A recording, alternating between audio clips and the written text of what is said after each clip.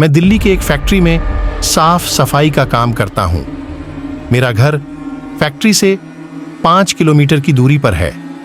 मेरे पास एक साइकिल है जिससे मैं अपने घर से फैक्ट्री और फैक्ट्री से घर आता जाता हूं। एक दिन जब मैं फैक्ट्री से घर जा रहा था तो रास्ते में मुझे एक लड़की दिखाई दी और वह मुझे घूर घूर के देख रही थी। मैं उसे टालते हुए अपने घर की ओर निकल पड़ा। दूसरे दिन फिर वही लड़की मुझे उसी जगह पर दिखाई दी और वह मुझे फिर से घूरने लगी। फिर भी मैंने उसकी तरफ पलट के नहीं देखा और अपने घर की ओर निकल पड़ा। मैं उसके पास रुका भी नहीं क्योंकि मुझे उस लड़की से डर लग रहा था। वह लड़की कई दिनों तक मुझे देखती रहती थी। एक दिन वह लड़की वहां पर नहीं दिखाई दी तो मैं सोच में पड़ गया, ऐसा क्या हुआ जो वह लड़की आज नहीं आई।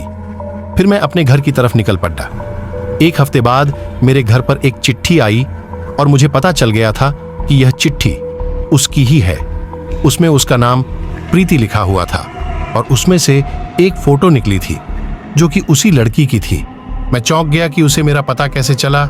उस चिट्ठी में लिखा हुआ था कि कल जब फैक्ट्री से निकलो तो जहां पर मैं खड़ी रहती हूं वहां पर मेरा इंतजार करना।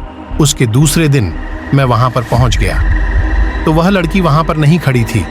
मैंने काफी इंतजार किया, फिर मैं अपने घर की तरफ चल दिया और तभी मुझे याद आया कि वो जो चिट्ठी आई थी उसमें उसका पता तो होगा।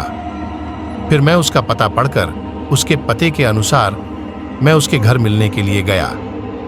दरवाजा खोलते ही एक आदमी आया और बोला कि क्या काम है। तो मैंने बोला कि मुझे प्रीति से मिलना है।